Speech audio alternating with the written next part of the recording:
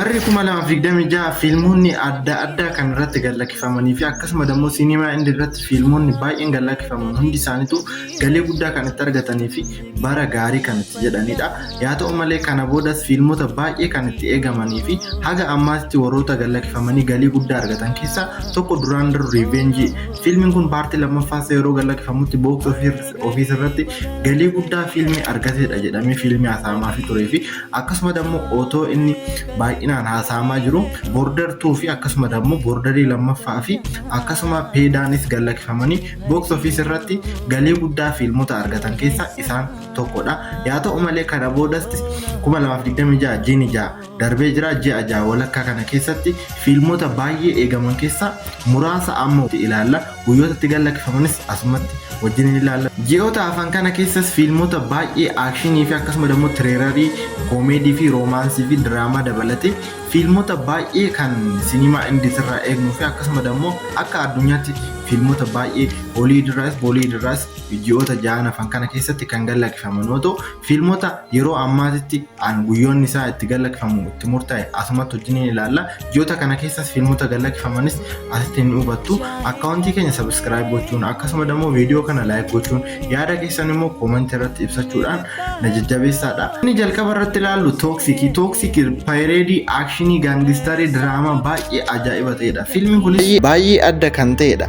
Xiinxalli isaa 1960 fi 1970 gidduu keessa Goo keessatti kan jiru diraagii gaangistarii baay'ee guddaa ta'e Raayi nama jedhu irratti xiyyeeffata. Fiilmii kanarratti baay'ee gara jabina kan irratti mul'atuu fi aakshinii ilaala. Fiilmii kanarratti Yaashii waliin warroonni hojjetan Viitaariyaa Kiyaarii fi Alvaan Umii Kushii Raangoon faati. Baajanni fiilmii kanarratti ba'e akka jedhamutti kiroolii 500 haga kiroolii 600 baay'ee guddaadha baajanni isaa itti bahee jedhamee fiilmii tilmaamuudha. Fiilmiin kun guyyaa itti gadhiifamu Oogustii 2026 akka addunyaatti gadhiifamu jedhamee jira. Fiilmii baay'ee eegamu keessaa inni tokko Tooksiik sadarkaa tokkoffaa irratti kan argamu. Fiilmiin biraa addunyaa irratti eegamaa jiru Avengers Doomsday. Fiilmii kanarratti Robert Downey Jr. kara marbilii siiniimaatiin hin deebi'a jedhamee eegama. Fiilmii Doomsday 3 irratti Robert Downey Jr. vilaanii ta'ee hojjete. Fiilmii kanarratti garuu marbilii siiniimaatiin hin deebi'a jedhamee eegama. Fiilmii kanarratti Toorii Kaapteen Ameerikaa akkasuma Xoominii fi Wokondee dabalatee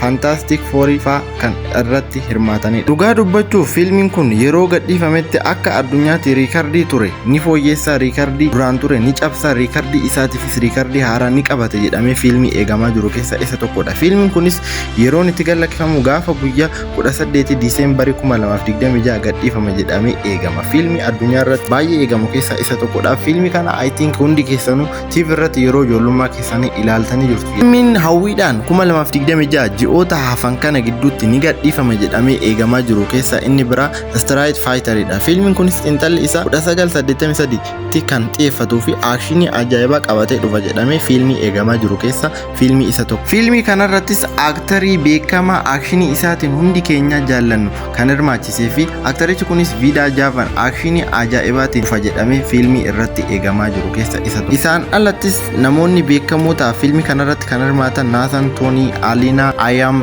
fi Kuudii Roozii dabalatee kan hirmaachise. Fiilmiin kunis waan hunda xumure gaafa guyyaa 16 Oktoobarii 2026 gadhiifama jedhamee fiilmii eegamaa jiru keessaa isa tokko. Fiilmii siinimaa irratti jalqaba irratti eegamaa jiru keessaa tokko Raamaayinaa paartii tokkoffaa isaati. Fiilmiin kun bifa TV sireesitti fiilmii hojjetamaa jiru keessaa Hindii keessatti hawwiidhaan siinimaa irratti kan eegamaa jiru keessaa isa tokkodha. Paartii tokkoffaa isaa fiilmiin kun baajanni guddaan itti ba'e keessaa Hindii keessatti sadarkaa tokkoffaa irratti argama. Akkasuma Hindii keessatti fiilmota bara 2026 eegaman keessaa fiilmii sadarkaa tokkoffaa irratti eegamu keessaa isa tokko. Fiilmota kanarratti aaktaroota bebbeekamoo ta'an kanneen akka Raavar Koopparii fi Saappii Ballaavii Yaashii fi Toluundi faati.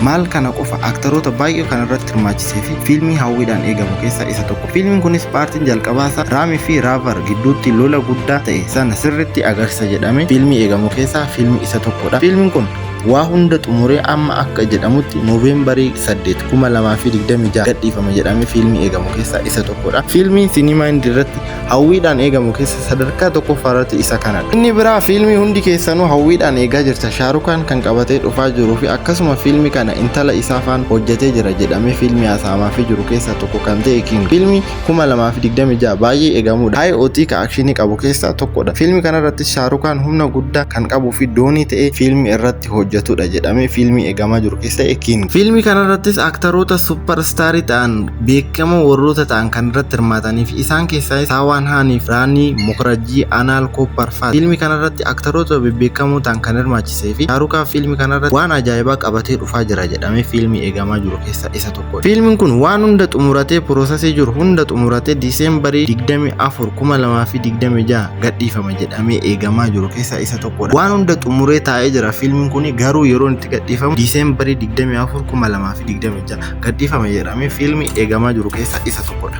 Fiilmoota bara 2026 ji'oota hafan kana gidduutti gadhiifamu jedhamee addunyaa irratti hawwiidhaan eegamaa jiran keessa 5 kana nama isinitti hime kanadha. Fiilmoota kana keessa isa kam hawwiidhaan eegaa jirtu? Booliwud keessa isa kam eegaa jirtu? Holiwud keessa immoo isa kam eegaa jirtu? Kan isin naan jettan viidiyoo kanarratti yoo jiraachuu baate viidiyoo itti aanu immoo guyyoota itti gadhiifamu isinittan hima. Akkaawuntii keenya sooshaal miidiyaa hundumaayyuu sabskiraayib gochuu foloo gochuun raafatinadha. Teelegiraam chaanal jooyin godhaadha. Fiilmoota adda addaa teelegiraam chaanaalii keenya irratti waan isin maxxansinuufu Telegram channel keenya join godhaadha. Video kanas like godhaadha, subscribe godhaadha. Video YouTube irratti maxxanu hundumtuu akka isin bira ga'u mallattoo alaarmii irra waan fakkaatu sanarra kaawwadhaadha. Akkasuma yaada keessan comment irra naa kaa'adha.